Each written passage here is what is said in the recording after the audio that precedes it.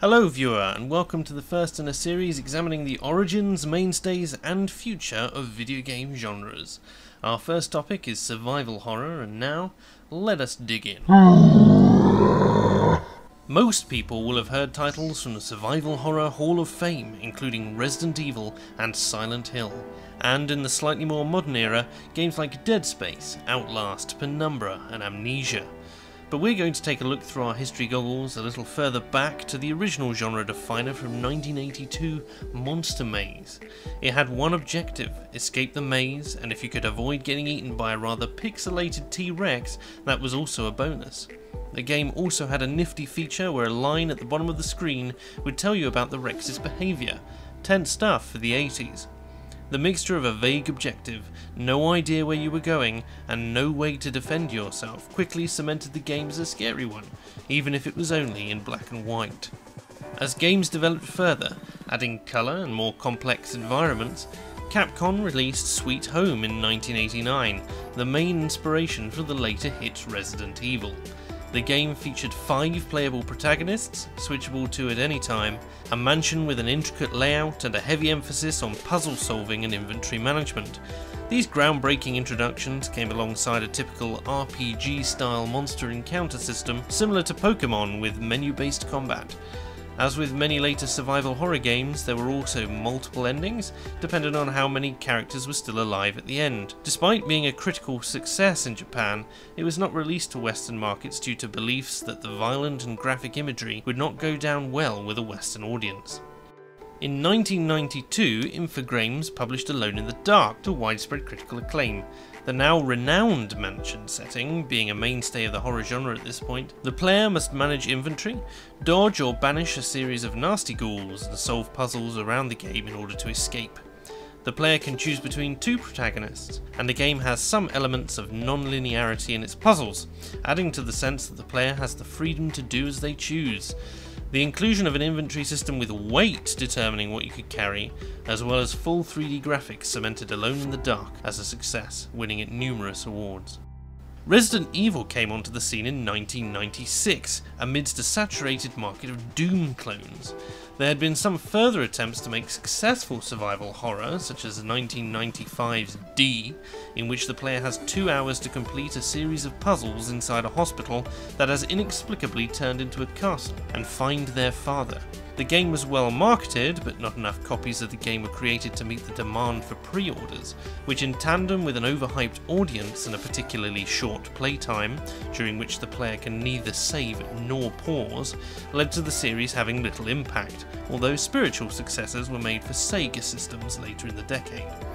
Back to Resident Evil.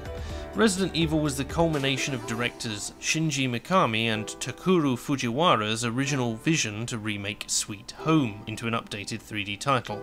It was the first game to use the term survival horror, despite some of its forebears having had similar styles. It has spawned an ocean of sequels, prequels, an extended universe of sorts, a film franchise and indirect spiritual successors. The game featured some interesting quirks alongside the horror staples of inventory management, monstrous enemies and puzzle solving, namely fixed camera angles, some questionable live action cutscenes, fully voiced characters, limited saving and safe rooms, and a thematic score that would disturb even the most hardened of horror veterans. The story of Resident Evil was told mainly through environment, from the mansion above to the vaults and labs below. The player could find logs of scientists and diaries of residents from the mansion scattered around the map, the most memorable of which is arguably the diary entry detailing the descent of one of the mansion's staff into a zombified state, ending with the words "itchy tasty," before presumably the same zombie bursts out of a cupboard and scares the living daylights out of you. Little moments like this are littered throughout Resident Evil, which in addition to its diverse range of bosses, enemies and environments has made it a staple for any fan's collection. Resident Evil spawned several sequels, with different settings, different characters, before moving into the more action horror setting with Resident Evil 4, which by itself successfully created a whole new action horror genre for fans who wanted an emphasis on fighting back, rather than biding your time and building resources. but that's a topic for later. After Resident Evil came Silent Hill in 1999. Silent Hill made greater steps in its thematic vision than Resident Evil. Where Resident Evil had lent on scientific monstrosities and a desire to escape or call home, Silent Hill created an oppressive atmosphere with no escape in sight, an otherworldly mist that limited the player's ability to see, and a supernatural town with all sorts of otherworldly goings-on, all linked to the psychological state of the protagonist. The change from an enclosed mansion to open-world town was a breath of fresh air for the genre, and one that has far more elements of psychological torment than its preceding games. From here, however, survival horror seems to take a backseat to visceral action, notably in Resident Evil 4 and beyond. It seemed that the more measured pace and open-style freedom for the player was to be shelved in favour of linear storylines with monsters which, whilst horror-esque and thematic, was not survival horror in the same way. In terms of originality, survival horror did not become popular or well implemented until the release of Penumbra Overture in 2007. Penumbra was released exclusively for PC and takes place in a mine. Although it does implement its features well, it does not add to them in any significant way. Dead Space was released in 2008, however, taking survival horror to space. The game did have an action element, however it implemented it in a new and interesting way. Since most survival horror games have incorporated zombies, the headshot or critical was a mainstay of the genre. Dead Space turned this on its head by having the player dismember enemies to prevent them attacking. Additionally, traditional weapons like rifles and shotguns are pushed to the side in favour of mining tools.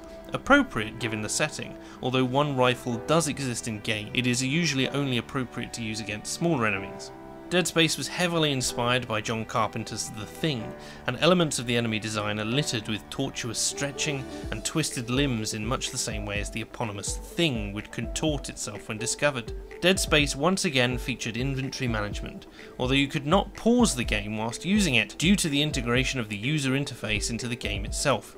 Everything is presented either on the protagonist Isaac's suit, i.e. health and stasis points, or projected in front of him using a hologram. Both of these design choices were welcomed by fans as immersive and realistic, adding to the tension. Despite a linear storyline and much backtracking, Dead Space has a cult following, although future additions to the series went astray from its horror roots, notably Dead Space 3, which was a commercial failure. Another game to note around the same time is the Amnesia: The Dark Descent title. Developed by Frictional Games, the people behind Penumbra, in 2010, The Dark Descent removed all combat from the game, forcing the player to hide from monsters rather than confront them.